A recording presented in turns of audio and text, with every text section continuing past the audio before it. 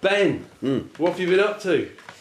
Well, last year, a feature film that I was working on finally got finished, and we had a screening of it this year, which was great. Paul's in it also.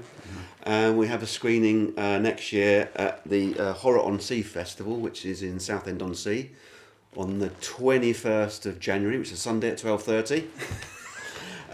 Be there or be square. Tickets on sale now. Since we finished Stunt. the stunt and did our last interview podcast, how long was that? Well, been? the stunt we did a year ago, and it was a blast. And for me, it was a massive experiment because it was a sort of short film with lots of dialogue, and so I had to. We didn't have much time to prep it, and I had to cover it from all sorts of different angles and stuff. Got that finished in April 2023 this year, and for the past 6 months I've been working on Warrior, which is my fantasy science fiction mini epic, and it's my God, I was 20 back then. it's a lot of visual effects. Yes, it is. And I've spent 6 months working on effects development in Houdini and Nuke, which is 3D animation effects, so particle effects, magical effects, wormholes, vortexes, and in order to do all that I've had to build all these tools. So it's like a lot of linear algebra, vector mathematics, matrices, to create like velocity fields. So I had to work out how to do, there's like a portal effect, and I had to create like a fluid spinning around a portal. So in order to do that, I had to create these velocity fields that I could control in terms of its scalar value and its suction force. Anyway, so ended up creating a whole load of tools, and it's taken me a while because prior to that, I must have spent years pulling together different like Houdini's 3D animation, just different Houdini setups that I could use for it. And I sort of pulled together all this stuff, and over the last 6 months it's been sort of filtering all that, a bit like editing. You sort of filter down all the different setups that you have. So all that effects development's done. It's absolutely insane.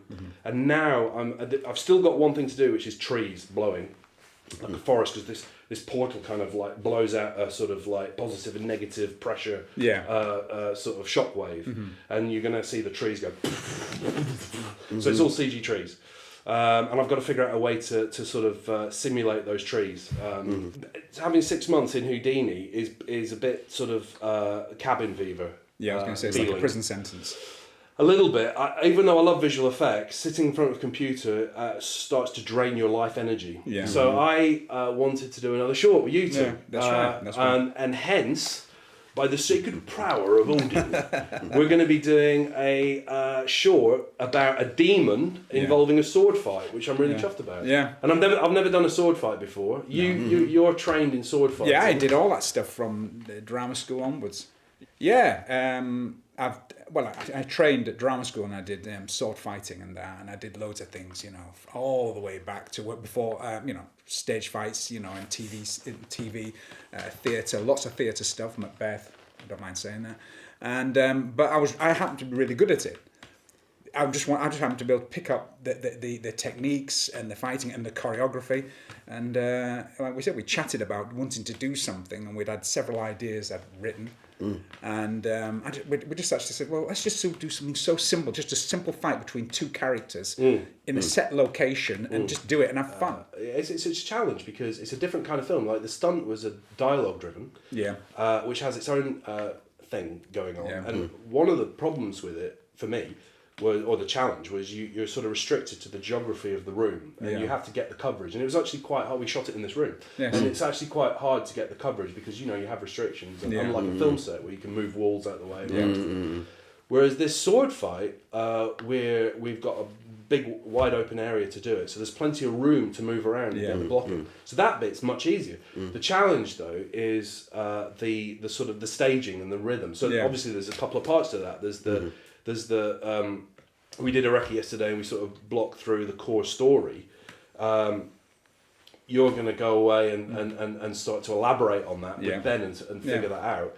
But it's still a challenge because you've got to sort of do a sword fight which tells a story. Because what I want to avoid is just like quick frame, cut, and then it ends. What, linger on stuff a little bit more? As Yeah, opposed to just going... without quick cuts, I think it's what I'd like to do. It's what I'm trying to aim for. Well, look at any movie, any sword fight, gunfight, or whatever it is, or shootout. You know, like the Chinese films, like Hard Boiled and all that stuff, and but like great stage fights. There is a beginning, a middle, and end. It's like dialogue. It's the same thing, or a dance. You know, Fred Astaire and Gene Kelly. It's the same thing with a fight, as you pointed out. It's like the stages. You know, beginning, middle, end, backward and forward. Who's going to win? It's quite a lot to ask. It's not usually like we were talking about it. Usually, you'd have stunt performers doing some key things, and in the back of my mind, I'm thinking, okay, I've got to be. These are the swords. These are sort of like stage fighting swords, which are sort of plastic, but they can still damage you. I mean, if that hits you in the eye, you've lost your eye. So, not to panic you just yet, but so in the back of my mind, I've got to be careful. So I've come up with an agreement with Paul. Paul's going to say something like "pink rabbit," which is code for "No, we're not doing that, Neil." Yeah. So I've got my health. I've got my health and safety cap on. You know, I want it to be really cool, but I don't want to. I don't want people to get injured. Well, it's just a case of rehearsing it, isn't it? Yes. Once it's Over and over rehearsed, again. it's like anything. It's like doing your lines. Yeah. It's the same thing. Becomes automatic, It becomes automatic. You don't even have to think about it. For instance, just a small thing. When I did this stage version of Macbeth, it was the stage was outside. It was in, I forgot the name now, Stafford Open Air Theatre. But a lot of the fighting, as the audience came up through this track between the forest up to the platform where the stage was, we were fighting in the forest. Cool. And it's the battle before this play starts. Cool. And we had numbers, and I'd say to a guy, we had all these numbers. I says 5, 6, 4, 3, and we just did fights. And we were just fighting one another. Yeah. And it was great fun, because people are watching as they're coming up, going, this guy's fighting, and we'd grab, throw against a tree, hit the tree, he ducks down, whatever it is. When I did Macbeth, which I did, Well, which wasn't wasn't as good as ours. No, it was different. It was in theatres, not in the fucking garden. Somebody's back garden. We had 3 fights that we had to learn during the whole show, Yeah. and we did it to music as well. So we had music playing so it was very choreographed, and it was the same fights every time. Obviously, it wasn't. We didn't change it. We didn't. It was. I mean, we had a few near mishaps. I got pummeled in the face once and got knocked out. What? Good. No, I'm happy about But it was one of those things where I actually had concussion, so I was staggering around stage with concussion. I'd lost my sword, didn't know where it was. It was really, it's true. So it's almost like you start then wrestling because you're like, well, I haven't got my sword. You're giving me nightmares. No, it's fine. And running around with then I his found it was on the lip of the stage, so I picked it up and we carried on with the fight. But I see it as an opportunity to have a lot of fun. This particular short, doing an action sequence. I've never done it before, and it's going to be a lot of fun and a lot of challenge. And I hope it to be a sort of quick blast, a very strange abstract film with lots of sound design and sound effects. It's very much like a showreel piece, and it's the kind of thing you two will be able to go, look at that. Yeah. And people will go, what the heck? Yeah, you yeah. did that. why have you got an eye patch? Yeah, Sort well, out. I want to ask a technology question in a minute. I won't know the answer. No, but Okay. how quickly does technology progress in a very short space of time? So, say if you're working on something 6 months ago and you watch it when you've edited it and you look back and you suddenly find that, oh, there's now some other software that's slightly upgraded it. Yes. How does that... You're right, that is exactly what happens. Right. And actually in visual effects, not just visual effects, but grading and sound design, and the whole gamut of digital computing, Right. everything changes immensely. So I use a program called Houdini, which is like the best 3D software in the entire cosmos. Right. And it's changing all the time. And so people who work in visual effects spend a lot of time relearning the tools that they've known for 20 years. Right, yeah. It's a bit incredible. And of course, right now, which is an interesting subject, we have the rise of AI. And with AI, it's actually going to change filmmaking dramatically. Yeah. In positive and negative ways. Yeah. A lot of people are going to lose their jobs. In visual effects, a lot of people are going to lose their jobs because a lot of visual effects things, such as cutting people out, rotoscoping it's called, Right. won't exist. Wow. I mean, I've seen some AI films which are just incredible because they're figuring out how to control and sort of direct AI. So it's not going to be long before we're going to see a lot of that. So for me, it's exciting and scary. I think for most people, it's the same. This has all gone a bit negative, this conversation. But the thing is, we're making a film. We're making a sword fight, and it's old school. Which is something that people have always enjoyed watching, and it's been around since the ancient Greeks told these stories. So I don't. What's interesting is when you talk about technology, there's the technology side of filmmaking, and then there's the storytelling side. And the storytelling side hasn't changed, and we still want these stories, no matter what the tools are. Anyway, that's a complete aside on technology and the meaning of existence. That was just interesting to me. To continue on what you were saying, I did, and you know the guy, I did filmed a film, a short science fiction thing 14 years ago. A lot of blue screen, in fact, practically all blue screen. There was some physical places we worked, but up until this year, I think 2 months ago, it was finished, completed, because of the advancement of technology in you know, the formation of those characters and things. You want to sped up, and he kept having to update his hardware in order to complete this piece.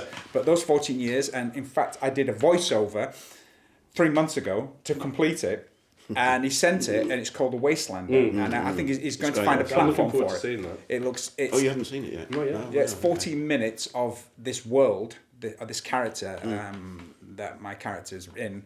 And there are creatures and insects and plant life and water and these huge creatures in there chasing mutants, ships, drones. I put myself through it. It's why I like working with you, Paul, because you throw yourself into stuff. Yes, that's you right. know, you're into physicality. I love all that. Yeah. You're into adventure. Yeah, but the writing's there. Well, for someone like me who can't pay you megabucks, trying to make films. Yeah, it's great. It's awesome. And so actually, I wasn't being sarcastic, by the way. No, my God, no, mate. I mean, I've written like I've written with you. We've written together. I've written some pieces. I think it's a big. I don't imagine a lot of people would throw them. And same with you, Ben. I don't think a lot of people would go, yeah, I'll do a sword fight. Yeah, I think a lot of people would be put off by that. And out of their comfort zone or whatever. As a writer, you create these worlds, and then they just sit somewhere. Yeah. Never to be seen, it feels. But and I've had a couple. As you know, we've had. I wrote that TV series that we had ups and downs. Getting. People want it, then they don't. Then they're thinking about it, and they drag it out for 8 months, and that's just dealing with Channel 4s, the BBC. I mean, these people. There's lots of hard work, but. In the last couple of years, I wrote 6 1-hour episodes for This Guest of Summer, 6 half-hour episodes for The Brothers Darwin. Now Brothers Darwin, I've now transferred into a movie version. This Guest of Summer already started out as a film. Yeah, that's just been optioned. That's my new news. Elvis versus Zombies. Then there's Elvis versus Zombies, which I am going to push and expose, which I want you to direct, because I can only see you directing. Cool. Expose. Yeah, I can. Either that or James Cameron. James is always, knocking on the door. Oh, do you want to come in? I brought some cakes. I'm like, Cameron, mate, let it go. I haven't got time. Yeah, can't be doing that. No, that's really exciting. See, there you go, bud. Well, shall we stop and go and have a beer? Yes, let's go and have a beer. Cheers. Thank you. Cheers, Thank you. Cheers there, buddy. Cheers, Jim.